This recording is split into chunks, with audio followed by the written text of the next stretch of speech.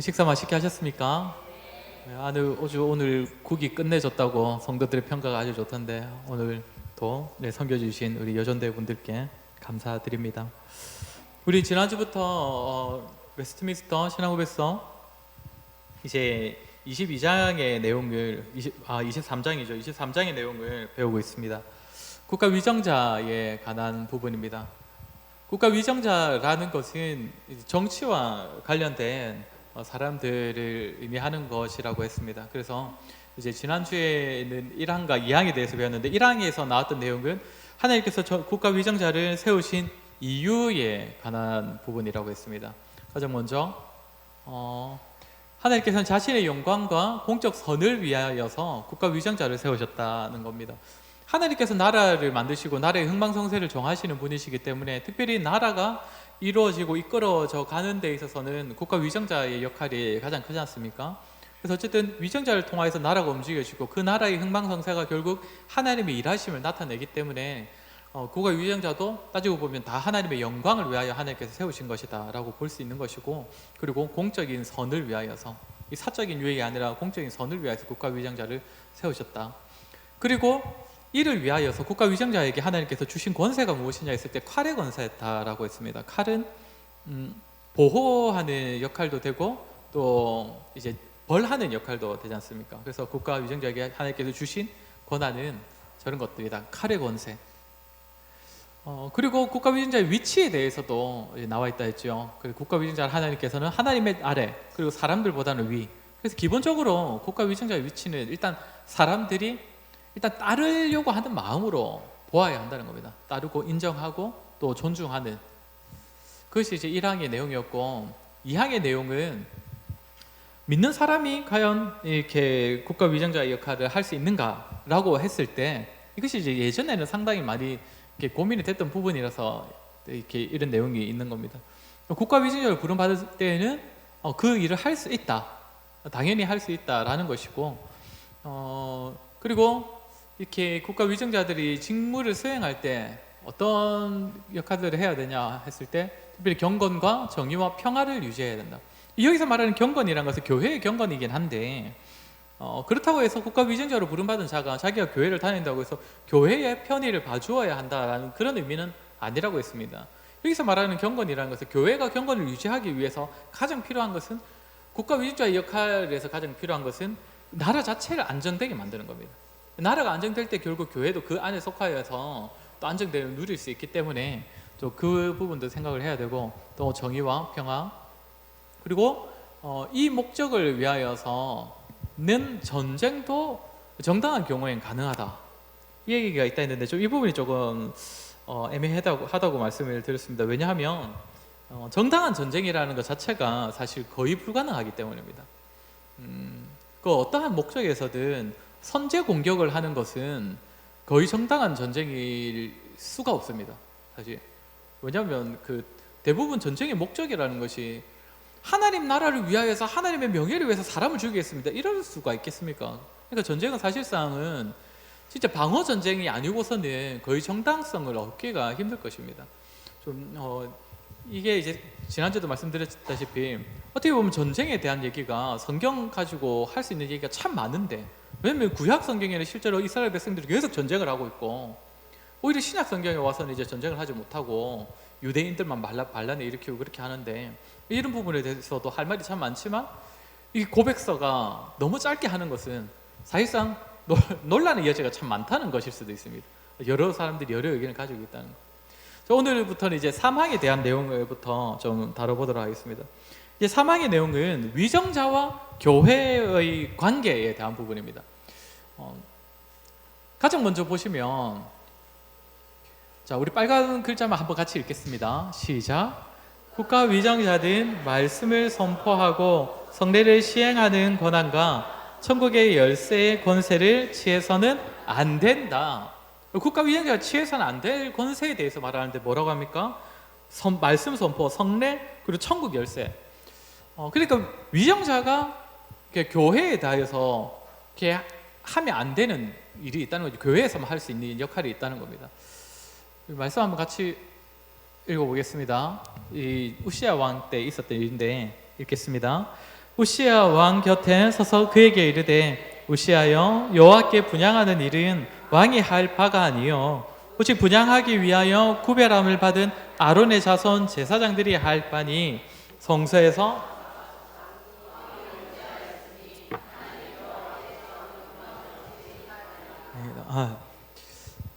어떤 내용인지 아시겠죠? 우시야 왕이 그래도 시작은 괜찮은 왕이었는데 이제 제사장의 역할을 자기가 해보려고 한다는 겁니다.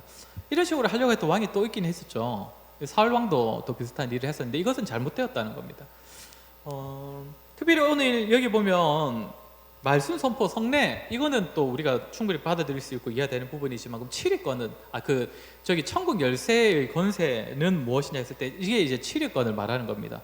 왜 근데 이것을 천국 열쇠로 표현을 하냐면 이게 뭐 교회가 뭐 니는 천국 간다 너는 천국 못 간다 이렇게 선택해 줄 수 있다는 의미는 아니고 교회가 이제 7위를 하여서 이제 권징을 하여서 사람을 이제 출교를 시킬 수가 있지 않습니까? 근데 출교를 시키면 지금이야 우리가 우리 교회에서 출교를 시켰다 했을 때 그 사람이 이제 어떻게 하면 됩니까? 다른 교회 가면 되지 않습니까? 근데 사실 이제 교단끼리는 또 통할 수 있으니까 다른 교단을 가면 됩니다. 뭐 고신에서 통합 갔다 해서 또 합동 가고 그렇게 해도 되는데 이 시대는 천주교도 기독교도 사실상 교단이 없었습니다. 하나의 교회였다는 것이죠. 그래서 한 교회에서 출교를 당했다는 것은 더 이상 교회 안으로 돌아올 수가 없다는 뜻이 됩니다. 그럼 다시는 그 사람은 복음을 들을 수도 없고 예배를 드릴 수도 없습니다. 그래서 아예 천국 문이 닫혀버린다라고 하는 것이죠. 그래서 이 7위권을 두고 천국 열쇠라고 표현을 하는데 이 7위권을 교회가 가지고 있다는 겁니다. 근데 사실 말씀 선포 성례는 크게 문제가 되지 않았는데 이 7위권이 문제가 많이 되었습니다. 왜냐하면 이 당시 국가교회지 않습니까? 그러니까 나라가 교회니까 한 사람이 잘못을 했을 때 이제 쫓아내려고 할 때 또 쉽지 않잖아요. 뭐 쉽게 막 버팅기고 이렇게 하면 어떻게 하겠습니까? 그 당시에는 교회도 위정자들의 도움을 많이 받았습니다. 그래서 위정자한테 얘기를 하면 이제 좀 높은 자리에 있는 사람이 이제 막 군인들 끌고 와가지고 저 사람 잡아내라 해가지고 강제로 출교시키고 막 이런 일들이 있었거든요. 그래서 사실 교회가 위정자들을 통해서 7위권을 행사하는 일들이 계속 있어 왔습니다. 근데 그러다 보니까 나중에는 이제 왕이 7위권을 가지고 있는 것처럼 위정자들이 7위권을 가지고 있는 것처럼 여기는 때가 있었기 때문에 이 부분을 정확하게 명시를 한 겁니다. 이 부분을 이제 바로 잡으려고 존 칼빈이 제네바에서 처음 사역할 때에 이 부분을 바로 잡으려고 했다가 쫓겨나기도 했습니다. 칼빈은 7위권은 교회에 있는 겁니다. 교회가 하는 겁니다 했다가 쫓아냈어요. 교회 사람들이 쫓아냈습니다. 왜냐하면 저 7위권은 교회가 가져봤자 아무 힘도 못 써 이래가지고 칼빈을 쫓아낼 정도로 이 7위권을 거의 목을 맸었는데 나중에 칼빈이 다시 돌아와서는 저 부분을 다 완전히 개혁을 해냅니다. 자, 아무튼 기억할 것은 위정자들이 그 교회에 있어서 교회만 할 수 있는 그 권한을 가져가서는 안 된다는 것이고, 근데 이 부분도 지금 들으시면서도 사실 지금 우리의 현실적인 부분하고는 별로 안 맞다 싶으실 겁니다. 근데 이어지는 내용도 사실은 그 당시로만 해당될 수 있는 얘기들입니다. 위정자는 교회의 일치와 평화를 유지하고 하나님의 진리를 순수하고 온전하게 보존하고 모든 신성 모독과 이단을 진압하고 예배와 건쟁에 있어서 모든 부패와 남용을 방지하거나 개혁하고 이런 일들을 해야 된다는 겁니다. 앞에 거는 하면 안 되지만 이런 일들을 해야 된다, 위정자들이. 근데 오늘날로 적용을 해보십시오. 적용이 되겠습니까? 신성 모독, 타종교를 말하는 겁니다. 타종교를 위정자들이 다 쫓아내고 이단을 우리 대신해서 진압해주고, 참 좋을 것 같긴 하죠. 우린 기독교이니까, 맞죠? 막 그놈의 신천지 좀 쫓아내주고 위정자들이 그래 하면 얼마나 속이 시원하겠습니까? 근데 이제 이게 위정자들이 사실 다 기독교고 나라 자체가 다 기독교고 하면 이게 되겠지만 사실 현실적으로는 맞지 않지요, 맞죠? 이단이 저렇게 참 저런 짓을 해도 사실 아무것도 할 수 없고, 그러니까 완전 진짜 법적인 잘못을 저질러야 이제 움직일 수 있는데 사실 저것은 오늘날 현실과는 좀 맞지 않는 부분이고, 밑에 저런 일들을 하기 위해서 총회를 소집하고 하는 일들도 할 수 있다 하는데 저것도 사실상 지금하고는 맞지 않는 이야기입니다. 이제 마지막 사항에 대하여서 보면 위정자들에 대한 성도의 의무입니다. 위정자들에게 대한 성도의 의무. 우리 빨간 글자 되어 있는 부분만 한번 같이 읽어보도록 하겠습니다. 시작. 위정자들을 위하여 기도하고 그들을 존경하고 그들에게 세금과 기타 부담금을 납부하고 그들의 합법적인 명령에 순종하고 양심을 따라 그들의 권위에 복종하는 것은 국민의 의무다. 국민의 의무다라고 해죠. 막 성도의 의무다라고도 안 하고 막 국민의 의무다 해놨습니다. 이때는 이제 이게 다 통하니까 먼저 무엇을 해야 된답니까? 위정자들을 위해서 기도해야 한다. 기도해야 한다. 전에 성도가 기도해야 할 기도의 내용이 무엇인가 할 때 이제 나라를 위하여서 그리고 위정자들을 위해서 나왔지 않습니까? 위정자들을 위해서 기도해야 한다. 그리고 그 다음에 뭡니까? 그들을 존경하고라고 합니다. 존경하고. 사실 이게 대한민국 사람 진짜 안 되는 부분입니다. 그렇지 않습니까? 위정자들을 존경하고 존중하는 사람도 물론 있는데 자기 마음에 안 드는 대통령이 대통령 돼 있으면 이름으로 부르잖아요. 맞죠? 다 그렇지 않습니까? 성도 여러분 안 그러십니까? 저만 그렇습니까? 약간 좀 이런 부분도 사실 조금은 좀 조심해야 됩니다. 왜냐하면 그래도 또 하나님께서 이 시대에 세워주신 왕이 아니고 죄송합니다. 대통령인데 하면서 좀 존중하고 이래야 되는데 좀 이런 부분도 조금은 조심해야 될 것 같습니다. 그 다음에 뭐라고 하냐면 그들에게 세금과 기타 부담금을 납부하라. 이제 오늘날로 치면 그들은 아니죠. 그러니까 나라를 위한 세금을 바치는 부분을 이제 마땅히 하라고 하는데 성경에도 나와 있지요. 말씀으로 말씀 한번 같이 읽겠습니다. 시작. 모든 자에게 줄 것을 주되 조세를 받을 자에게 조세를 바치고 관세를 받을 자에게 관세를 바치고 두려워할 자를 두려워하며 존경할 자를 존경하라. 방금 얘기했던 부분들이 여기 나옵니다. 맞죠? 존경할 자를 존경하라. 그리고 조세를 바치고 관세를 바치라. 세금을 마땅히 바치라. 몇 년 전에 조금 이슈가 되었던 부분이 뭡니까? 종교인 과세의 부분이었지 않습니까? 종교인이 과연 세금을 내야 되냐 말아야 되냐? 모르겠습니다. 제가 교회를 다니고 제가 목사여서 그런지 기독교만 반대했던 것 같은데 제 기억에는.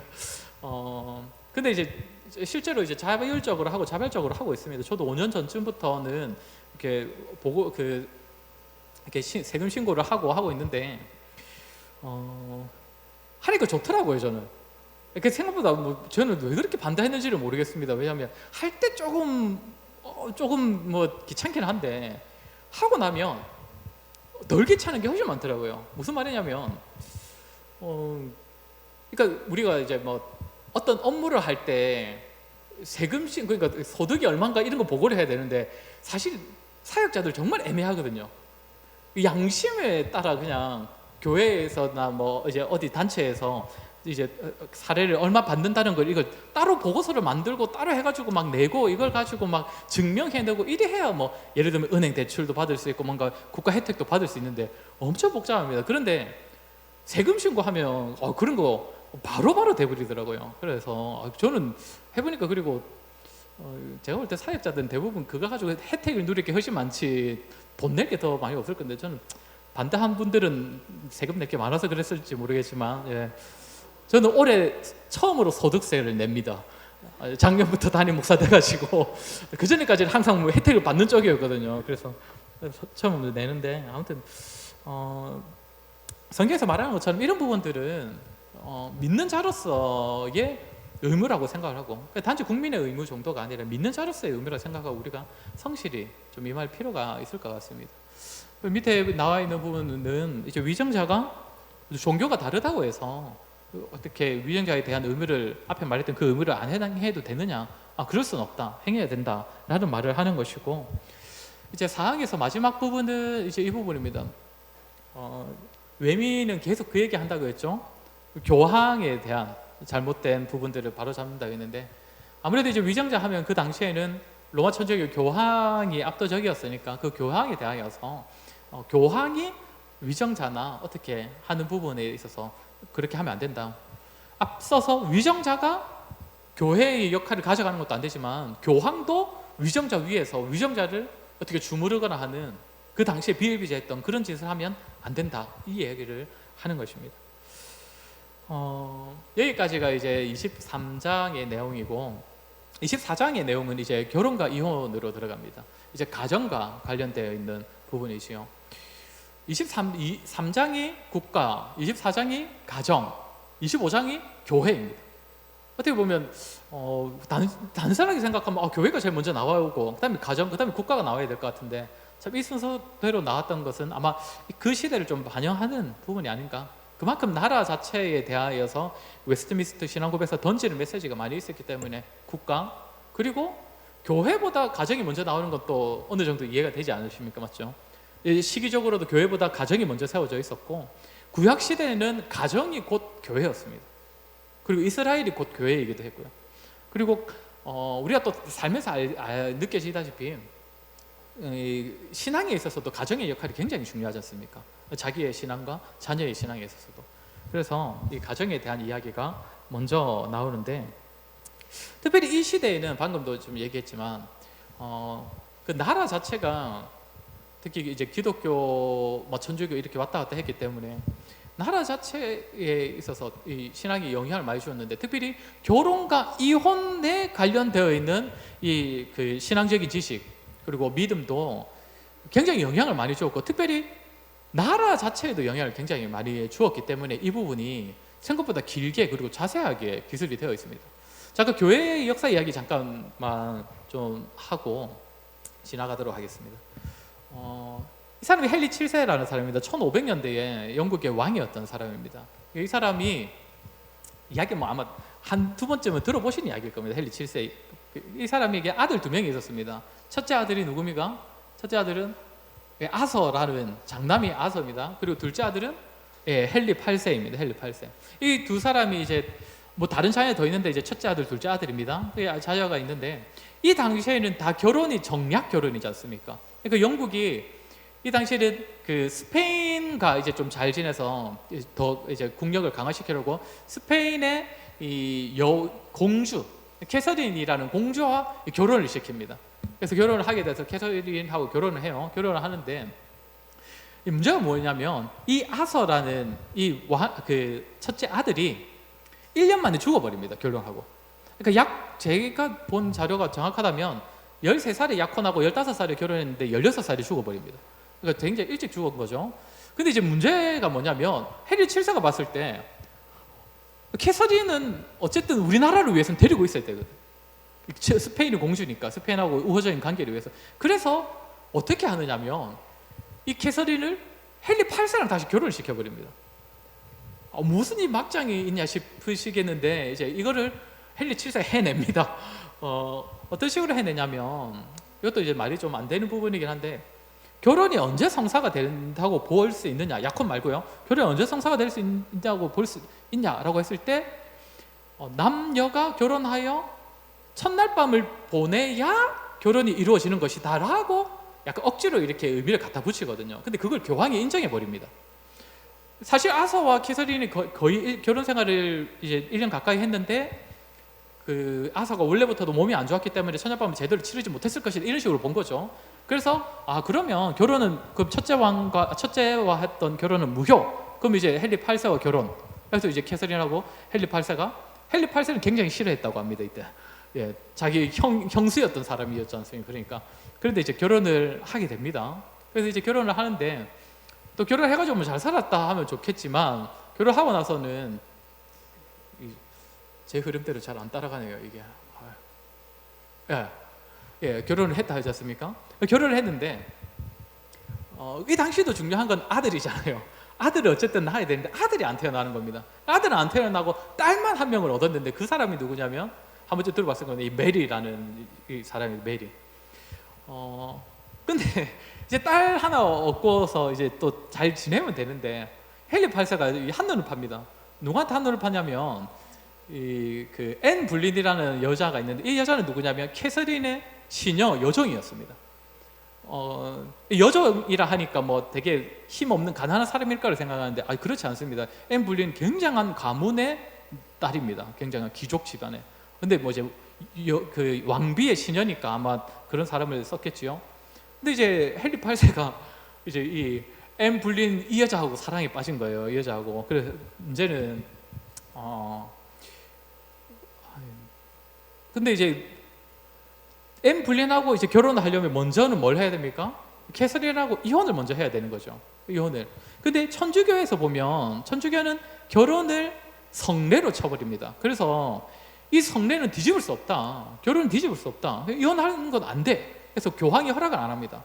그러니까 헨리 8세가 얼마나 이 앤 불린을 사랑했는지 모르겠지만 종교를 바꿔버립니다. 천주교에서 개신교로.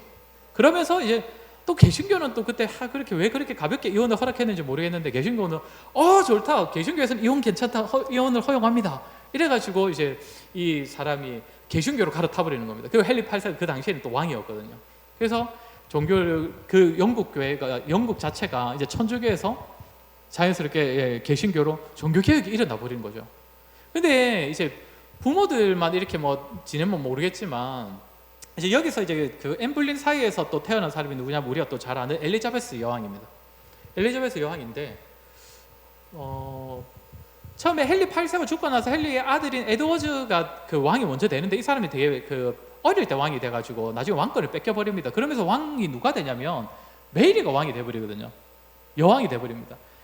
왜냐하면 국민들이 메리와 캐서린의 그 옛날 그 스토리를 굉장히 막 좋아한다 하더라고요.